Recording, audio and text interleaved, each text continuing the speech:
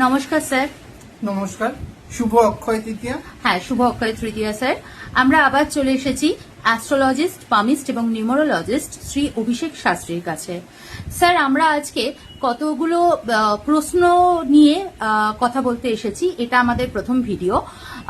সাধারণত দেখবেন প্রচুর মানুষ আছেন যারা মনে করেন যে তারা অনেক ধর্ম কর্ম করে যাচ্ছেন, বহু জায়গায় পূজা আর্চা করছেন, নিয়মিত তারা ঈশ্বরের আরাধনা করেন, প্রার্থনা করেন, কিন্তু তার সত্ত্বেও তাদের জীবনে প্রচন্ড দুঃখ, তাদের কষ্ট ভোগ করতে হয়।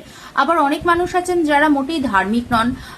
আমি নাস্তিকদের কথা বলছি না, কিন্তু হয়তো তারা ধার্মিকতার সঙ্গে সেরমভাবে জীবন চালনা করেন না, প্রয়োজন ছাড়া হয়তো ভগবানের কাছে প্রার্থনাও করেন না, কিন্তু তাদের জীবন অনেক সুখময়। তো এক্ষেত্রে প্রশ্ন যেটা থেকে যায় মনে, যে তাহলে এই ধর্ম কর্ম, এত প্রার্থনা, এর কি প্রয়োজন?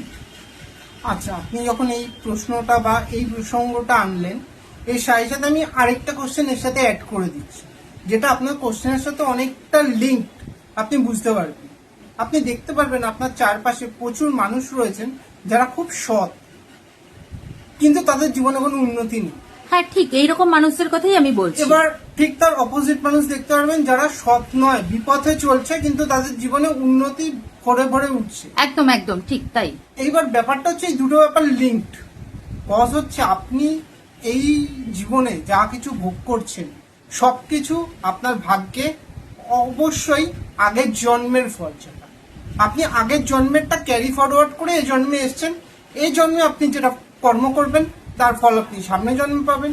এইভাবেই জিনিসটা ক্যারি ফরওয়ার্ড হতে হতে যায়। সুতরাং আমরা এই জন্ম থেকে কখনোই বা আমাদের যে কতটা সুখ পাচ্ছি না পাচ্ছি সেটা বোঝা পসিবল নয়। নিশ্চয়ই আমরা আগের জন্মে, তাহলে যে লোকটা এই জন্মে খুব ভালো একটা জীবনযাপন করছেন, মানে সেইভাবে উন্নতি করতে পারছেন না, কিন্তু ভদ্র সভ্য একজন মানুষ, কিন্তু তার পূর্বজন্ম দেখলে আমরা যখন ছক বিশ্লেষণ করলে আমরা সেটা দেখতে পারবো যে পূর্বজন্মে তার কি সে কাজ করে এসছে, সেটারই ফল সে এই জন্মে পাচ্ছে।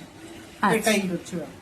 তার মানে আপনি বলছেন যে আমাদের পূর্বজন্মের ফল যতক্ষণ না ভোগ হচ্ছে, আমরা যতই সৎকর্ম করি এই জন্মে, আমার সেই ভোগ থেকেই যাবে, ভোগ আমায় করতেই হবে।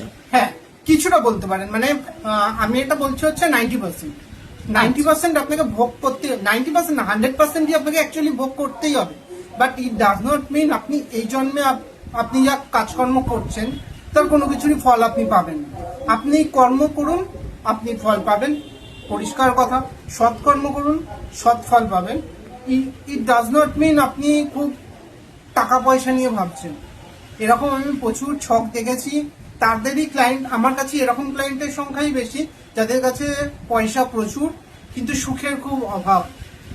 কিন্তু উল্টো দিকে আমরা এরকম প্রচুর মানুষ দেখতে পারি যাদের কাছে পয়সা একদমই নেই, কিন্তু তাদের সংসারে ভরে ভরে সুখ। পুরোটাই তাদের পূর্বজন্মের ফলাফল। ওকে, ধন্যবাদ স্যার, নমস্কার।